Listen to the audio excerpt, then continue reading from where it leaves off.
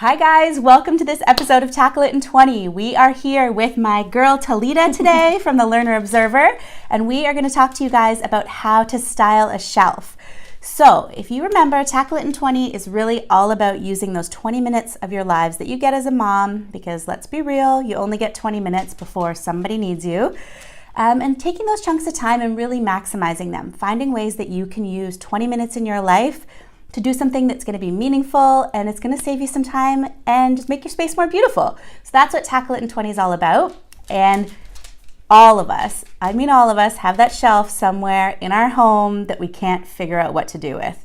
This one's in my living room, and Talita is going to help us figure out how to make this space beautiful. So welcome. Thank you. Thanks for having me. This is fun. So yeah, everyone's got at least one shelf in their home that's in a super visible space where you can't just throw stuff on it. You want it to look pretty, but also you want it to be functional. You want it to hold things that you actually use and things that you maybe need to pull out on a regular basis. You don't want to just have knickknacks, right? Up on somewhere, but you also, again, you want it to look nice. So there is like a little bit of a formula almost that you can follow. Awesome. And I'll go through and pick out some things, and we'll put books on there because obviously that's what bookshelves are sort of meant for. I mean, the odd book. Yeah, so we'll have a few books on there, and you can definitely have little knickknacks and things on there, things that are meaningful to you, things that are like conversation starters. Somebody might ask you, where did you get this? And you have lots of those, so we will be using some of those meaningful objects in the bookshelf, which I think is like one of the best things to do.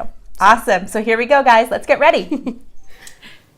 Talita has set up and styled these shelves right behind us, guys, and they are beautiful. So I'm going to let her tell you a little bit more about how to do it. Okay, so the first thing that I think everyone deals with, especially in a family room, is a cable box. Yes. Don't be ashamed of your cable box. Everybody's got one. It's okay. I've tried to hide them behind books. I've tried to put them inside boxes, but at the end of the day, like, you have to access this, and your remote has to be able to reach it. So you can't really put things in front of it. Exactly. My husband would kill me. Yes, exactly. I know. I've tried, right? I've tried right. It. It doesn't work. It's always the husband that comes in and is like, "Where's the cable? Why did you do that? It's gonna overheat or something." So you can try to camouflage it a little bit for sure. So I just put a really simple little pot with peonies. Perfect. On there. And then the other thing you want to think about is if you have a big, like, black box that's sitting on your shelf, incorporate other things that are around the same shape and the same color on your shelf. That's such a good tip. We've got these books that are kind of perfect. They mimic the exact same shape, and you see them repeated here, and then you see it again a little bit up here in this bowl, and even right next to it. Now, the other reason that this bowl is here is, it's great that it mimics that shape and the color, but also having something that you can throw things into is so nice on a low shelf. Always. You could toss in anything. You could put diapers in here if you happen to have them sitting around and people are coming over. You could toss in the TV remotes, and it's right next to the cable box if you don't want to have it sitting out on your coffee table. Literally anything you kind of feel like you need to hide. Having some sort of bowl or a box, a bin, anything on a lower shelf that's easy to access, you can sort of toss anything in there. I have one like this at my house on a shelf, and that's where I keep the baby wipes and the diapers. Brilliant. Nobody knows except for my husband and I.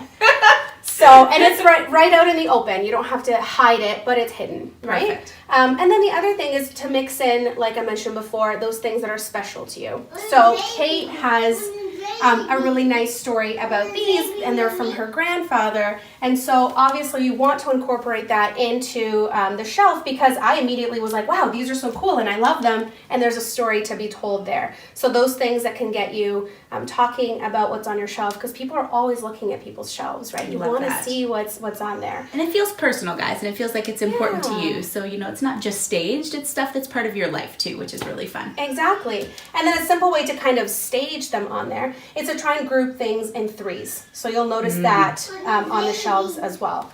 So you've got 1, 2, 3 here, these 3 here, 1, 2, 3 there, and it sort of repeats itself in different spots. Sorry, we have to pause. Emmett, you need to be quiet if you want a jelly bean, right? Don't ask for mommy. Wait till we're finished, and then you may have one, okay? You need to wait, please. Be really patient. Watch your show. And quiet, quiet, quiet, and then you may have one.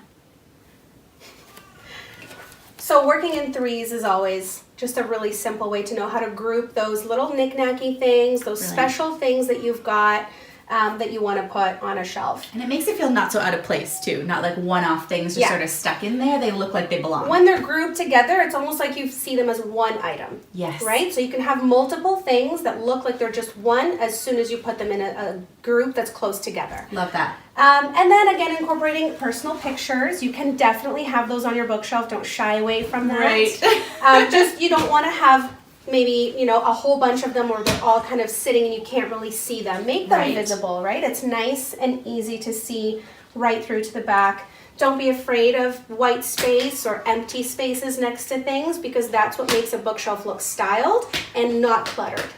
And those are two key things, right? That's huge, guys. I think we all struggle with that, is adding too much to the space. And the first thing I noticed when Talita put this together is having that space to breathe around each item, and it makes it look finished and really clean. I love that. And then I always like to incorporate a little bit of green. Having a plant, doesn't have to be a real plant because let's be real. I have a hard time keeping them alive. This one happens to be really easy to keep alive, and you can kind of put it on a high shelf. You know, your kids aren't going to get to it. You just water it occasionally, and it's up there. Or put something fake on there. We've got some faux blooms down here, and they just add a little bit of life and color to your shelf. Okay, so the last thing I'll mention is how to actually style the books themselves. So you'll see some of them are just flat on the shelf and some are upright. Yes. The other difficult thing with books is they come in different colors. And sometimes that doesn't work on your bookshelf because you have colors that are too bright or there are just too many of them. Yeah. So these are all nice and colorful and I kind of grouped them together up there. These are obviously all the same color and are grouped together. And then these guys, which I was like, where do we put all of the different colors and all of the writing on the spine? Don't. Just turn them around and they look less busy. Guys, game changer. This is a game changer for me. This makes so much sense and I have never thought to do this. So this is brilliant. Turn them around. Yeah, that's it. I mean, they're not books you're pulling out of the shelf every single day anyway, so you don't necessarily need to see what is on that spine. It's okay if you don't remember exactly which book it is. When you need to pull them out, you'll figure it out. And that's it. And then the ones that the colors kind of work, you can leave them, but we could have turned these around as well, especially with older books. They have a really nice, you know, warm color and texture, so you could use them really either way. Love that. Yeah. And that's it, guys. Easy peasy. So group things in groups of threes, leave space to breathe, look to turn your books around, and anchor things that you can't deal with other complementing colors and shapes. Easy peasy. Talita, you're a champ. Thank you so much for doing this. No problem. Thank you.